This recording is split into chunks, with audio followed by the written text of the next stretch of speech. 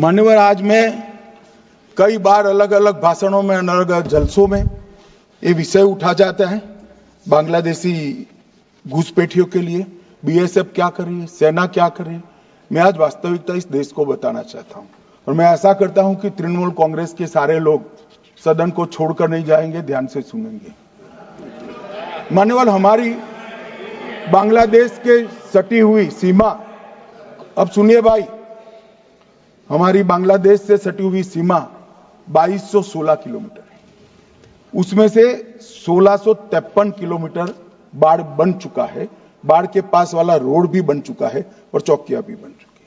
शेष फेंसिंग की लंबाई है 563 किलोमीटर। 563 किलोमीटर सीमा आज भी खुली है और शेष फेंसिंग जो 563 किलोमीटर है उसमें 112 किलोमीटर फेंसिंग ऐसी है, बॉर्डर ऐसी है जिसमें बॉर्डर फेंसिंग व्यवहारू नहीं, नाले हैं, नदियां हैं, ऊंची नीची पहाड़ियां हैं, जहां 112 किलोमीटर में फेंसिंग हो ही नहीं सकता और 450 किलोमीटर जहां फेंसिंग होता है वहां बाकी है। अब मैं वो बताना चाहता हूं कि क्यों बाकी है। ये 450 किलोमीटर के लिए मान्यवर मैंने डीओ लेटर लिखकर 10 रिमाइंडर करे हैं, बंगाल सरकार भूमि नहीं देती। मान्यवर,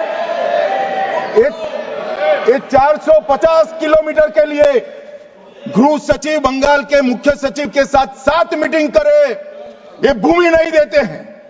मान्यवर, जहां फेंसिंग लगाने जाते हैं सत्ताधारी पार्टी का कैडर आकर हुड़दंग करता है, धार्मिक नारे लगाता है। और मान्यवर, मैं कहना चाहता हूं कि ये 450 किलोमीटर फेंसिंग रुकी है तो केवल और केवल बंगाल सरकार की दया की दृष्टि घुसपैठियों के पर जो है इसके कारण।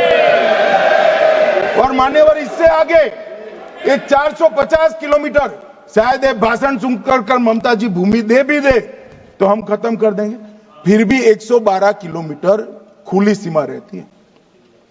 मान्यवर, जब आप 2000 किलोमीटर बाढ़ बना देते हो और 112 किलोमीटर नहीं बनाते हो तो कई बार तो ये 2000 किलोमीटर के कोई मायने नहीं। आदमी को घुसने के लिए कितनी जगह चाहिए मान्यवर। तो 112 किलोमीटर जो नदी है, नाले हैं, एक कठिन भौगोलिक परिस्थिति है, वहां से लोग आते हैं। ये सवाल हमें करते हैं, अभी भी किया कि रोहिंग्या दिल्ली तक आ गए, आपके नाक के नीचे आया। मान्यवर, ये बांग्लादेशी घुसपैठिए हो या रोहिंग्याज हो जो घुस कर आते हैं, पहले असम से भी आते थे जब कांग्रेस की सरकार, अब बंगाल से आते हैं टीएमसी की सरकार, घुस कर आते हैं। इनको आधार कार्ड दादा कौन देता है? नागरिक कहां के बने हैं? कहां के बने हैं? जितने बांग्लादेशी पकड़े गए 24 परगना जिले का आधार कार्ड और नागरिकता है मान्यवर। और ये जो आप आधार कार्ड इश्यू करते हो, वो आधार कार्ड लेकर, वो वोटर कार्ड लेकर ये दिल्ली तक आते हैं। आप उनको आधार कार्ड इश्यू न करो, आदमी क्या परिंदा भी पैर नहीं मार पाएगा। और दादा, ये सब चीजें भी लंबे समय चलनी नहीं है। 26 में चुनाव है, बंगाल में कमल खिलेगा और पूरा बंद होगा। मान्यवर,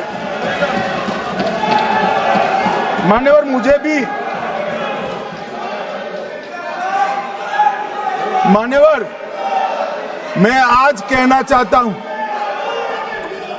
दिल्ली के चुनाव से मैं मौन रहा कि देश का सुरक्षा का प्रश्न है, तू मैं नहीं करना चाहिएगा।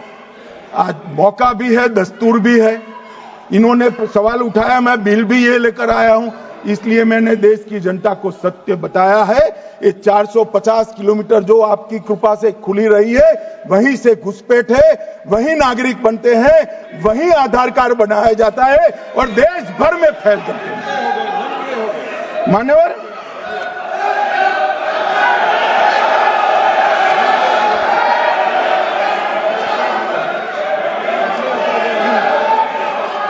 मान्यवर, एक सदस्य ने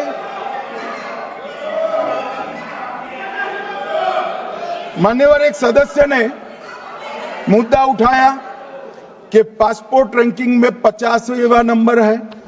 मान्यवर, ऐसा कोई सरकारी सर्वे नहीं है, एक निजी एनजीओ ने सर्वे कर दिया है। अब मुझे ये समझ में नहीं आता, इंडी अलायंस के नेता जब से राहुल गांधी बने हैं, सरकार के अधिकृत डेटा की जगह वो एनजीओ का ही डेटा खंगालते हैं। कई बार तो भाषण भी एनजीओ का दिया हुआ करते थे मान्यवर, और कई बार छापा बगैर का संविधान भी लहरा देते हैं। मुझे मालूम नहीं है क्या हुआ है इस देश को। कनिमोझी जी ने कहा कि इतने सारे तमिल शरणार्थी आए हैं, इसके लिए भारत सरकार की नीति क्या है। बहुत अच्छा मुद्दा मान्यवर, मेरा भी वो शरणार्थियों के लिए दिल इतना भी दुखता है जितना कनिमोझी का दुख। मगर उन्होंने कहा आपकी नीति क्या है। मैं नीति बताता हूं। 1986 से जो भारत सरकार का नीति है, और जब आप 10 साल यूपीए सरकार में थे तब जो आपका नीति था वही हमारा नीति है।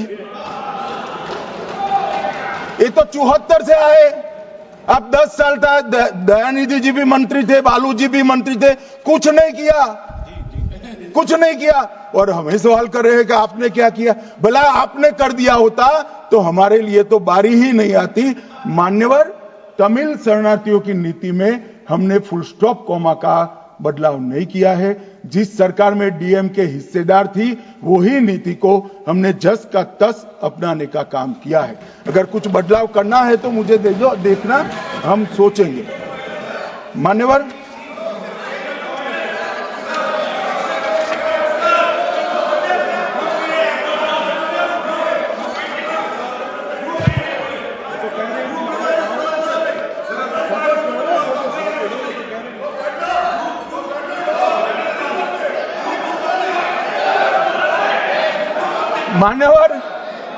मान्यवर, मुझे अब तक एडीएमके के सारे एमपी 4 बार मिले अलग अलग समस्या पर, एक में भी तमिल शरणार्थी का जिक्र नहीं।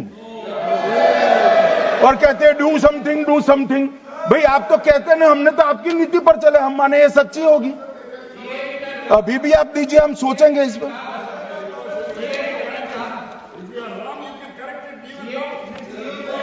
मगर आपने रॉन्ग किया है, एक्सेप्ट करते हो ना।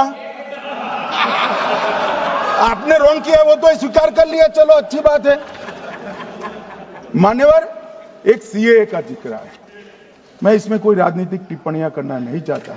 मैं इतना कहना चाहता हूं, देश का विभाजन किया गया और दोनों ओर भयंकर खूनामार की हुई। हजारों बौद्ध, हिंदू, सिख लोग ट्रेन भरकर काट दिए गए। मान्यवर, तब हमारे देश के नेता गांधी जी, नेहरू जी, सरदार पटेल सबने अपील कहा था कि वहां रह जाइए, अभी स्थिति ठीक नहीं है, बाद में भारत में आपका स्वागत है, आओगे तो अब भारत के ही माने जाओगे। मान्यवर, वो लोग वहां अपने धर्म को बचाने के लिए, परिवार को बचाने के लिए, महिलाओं की परिवार की महिलाओं के सम्मान को बचाने के लिए भारत में आए। आने की व्यवस्था नहीं थी, कोई पॉलिसी नहीं थी।